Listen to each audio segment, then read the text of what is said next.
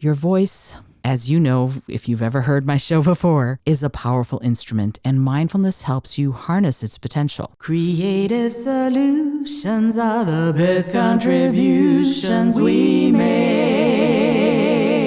Welcome to the Creative Solutions Podcast. On the show, it's my job to tease out the creative solutions my guests are coming up with to change the world through creativity, social action, and mindset. I also give you tips and techniques so you can do the same.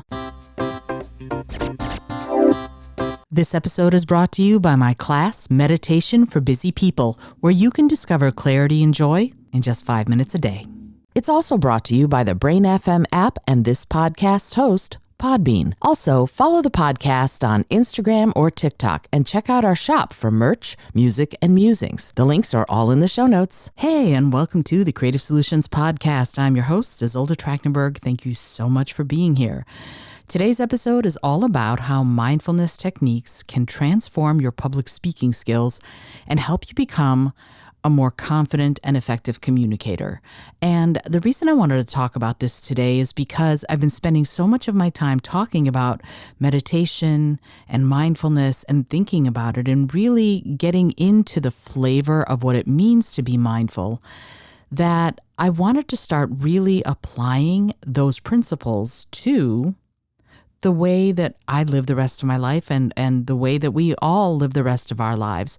Most of us have to do public speaking in one form or another, whether you are speaking to a group at work or you're involved in an extracurricular activity, if you will. Whatever it is, most of us end up having to speak in public. And a lot of us are terrified. I myself had a public speaking phobia when I was a child and got over it through creativity and some mindfulness. But I have to say that creativity brings me into a mindful state, so that sort of happens symbiotically. But as I think about it and as I talk about it, I want to really dive into what it means to be mindful as a public speaker and what we can do to make sure that when we speak in public, we're doing so from that authentic, real place inside us, but also from a place of confidence and a place of sharing rather than a place of fear. I think public speaking, we all know this, it can be exhilarating and nerve-wracking. Whether you're stepping onto a stage for the very first time or you've delivered lots of presentations, I think there's always room for growth and improvement, and I think that's where mindfulness comes in. It's the secret sauce that can take your speaking game to the next level. Mindfulness is the art of being fully present in the moment without judgment. When we're mindful, we're not dwelling on past mistakes or worrying about future stuff. Instead, we're immersed in the now, fully engaged with our thoughts, our feelings, and our surroundings.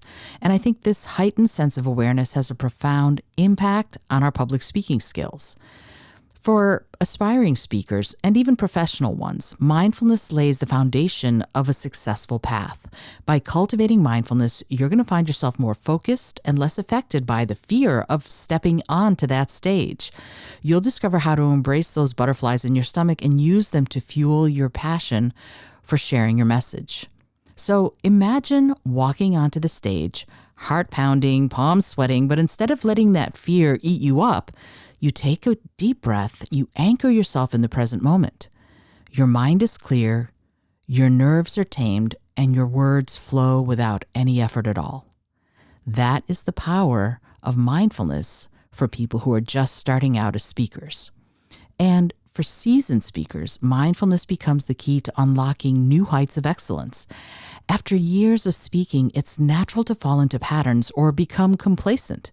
Mindfulness challenges you to be fully present in each moment, making every presentation fresh and authentic.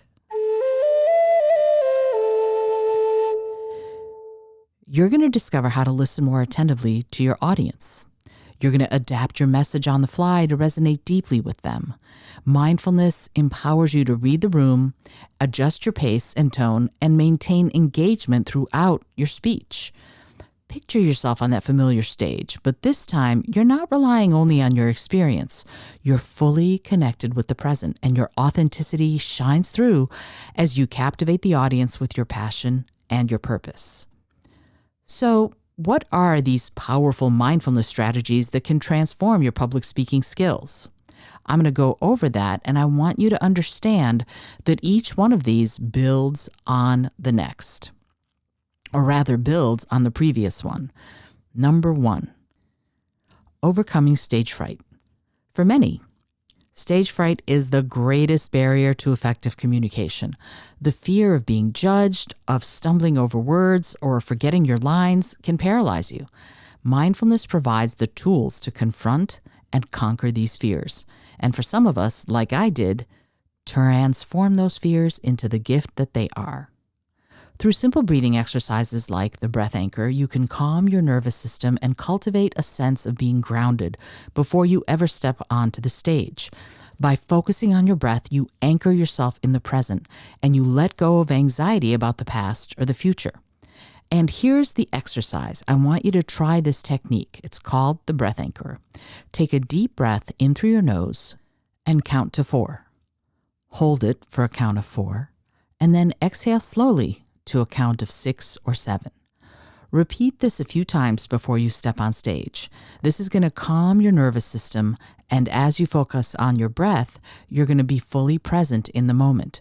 This is a technique that works really well, by the way, when you're trying to get to sleep. You inhale for shorter than you exhale, and you can do it 4 and then hold, and then 6 count, or you can do 6 and then hold, and then 8 count, whatever it is you decide to do.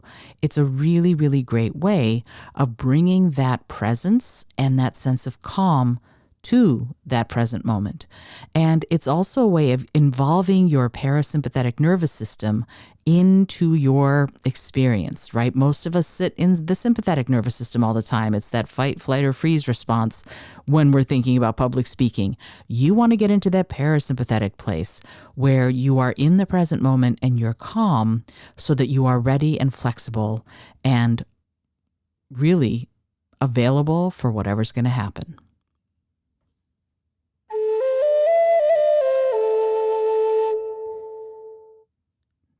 Number 2, improving vocal presence. Your voice, as you know, if you've ever heard my show before, is a powerful instrument, and mindfulness helps you harness its potential. Vocal modulation is vital in keeping your audience engaged and conveying your message effectively. With the animal sounds exercise, you're going to warm up your vocal folds and you're going to explore the full range of your voice. This practice energizes you and also enhances your ability to express emotions and maintain your audience's attention. Here it is, and try it. I invite you to try doing this because it's really cool and fun, right? Practice making different animal sounds, from a humming bee to a fierce lion's roar to a little chipmunk or a dolphin, whatever it is. Just practice the different modulations and the different sounds before you begin to do any speaking. It'll warm up your vocal folds, and it's going to be a playful way to connect with your voice. I also like to do tongue twisters, like Minimal Animal and Rubber Baby Buggy Bumper and Rear Wheel, which is really hard for me, but I still try it every single time. The best thing you can do is warm up before you speak at any event or activity. Tongue twisters, animal sounds, and all of that. But there's an entire process that you can go through that will warm you up, that's going to make it so much easier to step up on stage with confidence and presence. I have created a fabulous warm-up video with a doctor of physical therapy. Shout out to you, Katie, who did a wonderful job of modeling all of the exercises correctly, because she is a doctorate of physical therapy. And it's going to help you get revved and ready for any speaking engagement, from a job interview to a speech for thousands. So I want you to head over to https://izoldaspeaks.com/speakwithconfidence and grab the video. Number 3, enhancing nonverbal communication. They say actions speak louder than words, and in public speaking, your nonverbal cues can either reinforce or undermine your message. Mindfulness heightens your awareness of your body language, posture, and facial expressions. Engaging in something like mirror work, you can become your own observer. You're going to notice how your body communicates even before you say a single word. You can make adjustments and refine your nonverbal cues, and you'll strengthen the impact of your message. So here's the activity. Stand in front of a mirror and give a mini speech. Observe your body language and facial expressions. Are you conveying confidence? Make any adjustments and repeat until you feel comfortable with all of your nonverbal cues. Now, another one, body scan and awareness. Nonverbal communication, as I've mentioned, is deeply connected to how we hold ourselves and move. This technique involves a body scan to increase your awareness of tension and subtle gestures that may impact how you present yourself on stage. So here's the practice, here's the technique. Before your speaking engagement, or even during a brief break, find a quiet space to stand or sit comfortably. Close your eyes if you feel comfortable doing so. Start by taking a few deep breaths and allow your body to relax every time you exhale. Now, mentally scan your body from head to toe, observing any areas of tension or being tight. As you notice these areas, see if you can consciously release the tension or the stiffness. Focus on your jaw, your shoulders, your hands, and your forehead, because these are common areas where tension can accumulate during public speaking. And then bring your attention to your posture. Ensure that you're standing or sitting with a balanced and open posture. Imagine a string pulling you gently upward from the crown of your head. It's going to elongate your spine and it's going to sort of straighten you out really beautifully. Relax your shoulders and then allow your arms to rest naturally by your sides. As you practice this body scan regularly, you're going to become aware of your body's signals, and that's going to allow you to adjust and maintain a confident and approachable and authentic presence during every single presentation.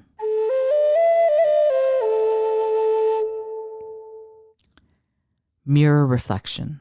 This technique involves using a mirror as a mindful tool to refine your facial expressions and gestures. It's ultimately going to improve your nonverbal communication during public speaking. Here's the practice. Find a mirror large enough to observe your entire face and upper body. Stand or sit comfortably in front of the mirror and take a few deep breaths to center yourself. Now, imagine you're speaking to an audience or having a conversation with someone. Observe your facial expressions as you would when you're interacting with other people.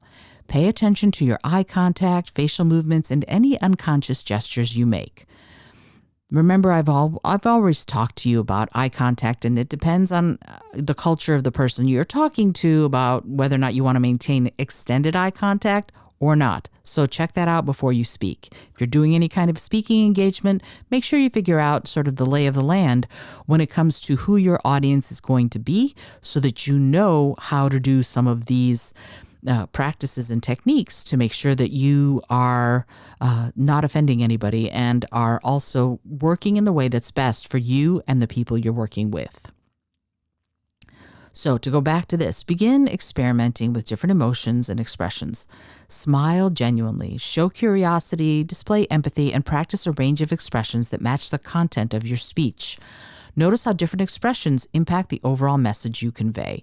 And you want to do this authentically, right? You don't want to go, today I'm going to play it being happy. No, find something to be happy about if your speech or that part of your speech is happy.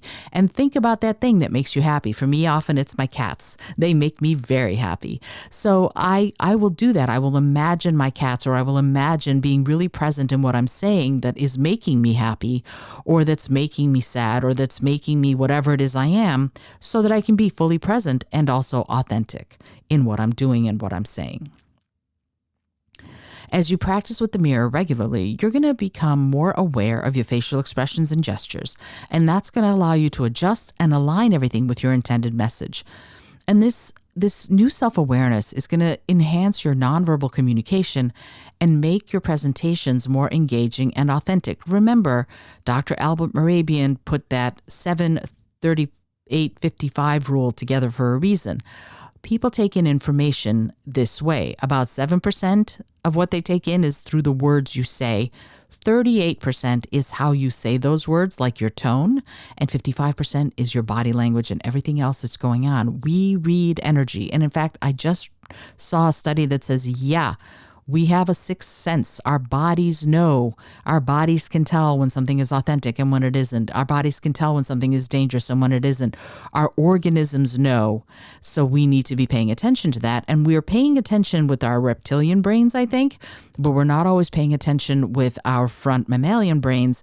And that's really important because our very, very big frontal cortex will talk us out of things the rest of our bodies, our organism is trying to tell us. So you need to be aware, be authentic, and be aware of what you're projecting and presenting, and also what information you're getting back from the people you are presenting to. Because remember, mindfulness is about being present and attentive to the subtleties of your communication.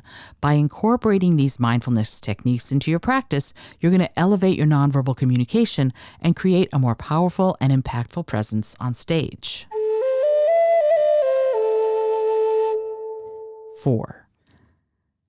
Okay, this brings me to the end of part 1 of mindfulness and public speaking. I thought about doing the whole thing all at once, but then I decided, you know what? There's so much to say on this that I'm going to do this episode, and then next time come on back and you're going to get to hear about storytelling and emotion mapping and engaging your senses as you do your public speaking, and most of all, how to handle Q&A sessions with confidence. That's going to be next time, because I think it's really important for us to remember that mindfulness can help with all of this. I hope you've enjoyed today's episode on the beginning of mindfulness and public speaking, and we're going to delve deeper and deeper into this as we move forward. And the reason I wanted to talk about this, as I said earlier, is because we can very much figure out how to use mindfulness in just about any pursuit, but it works particularly well in public speaking where so many people are worried and afraid. And why are you worried and afraid? You're either worried about what might happen or afraid of what might happen, or you're worried about what did happen that brought you to this place and of things repeating themselves. If you've had a negative experience before, it might repeat itself, or you're worried about the judgment of others. It hasn't happened yet. It probably won't happen, but we're worried about it. And mindfulness will help you release some of that stress and release some of those worries so that it is not prevalent in your life anymore. And you can be present when you're doing any sort of public speaking and present in a kind, thoughtful, confident, and effective manner because you're practicing mindfulness to prepare, to be present, and to actually give the speech. I find that so important. Stay present and almost everything else will take care of itself. All right, cool. I hope you enjoyed today's episode. This is Izolda Trakhtenberg reminding you that, as always, you are best served to be bold, be creative, and most of all, be kind.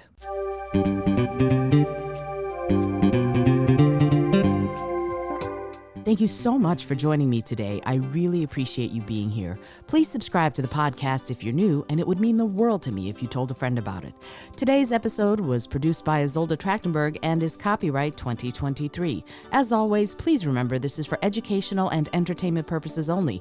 Past performance does not guarantee future results, although we can always hope. Until next time, keep living what you believe in.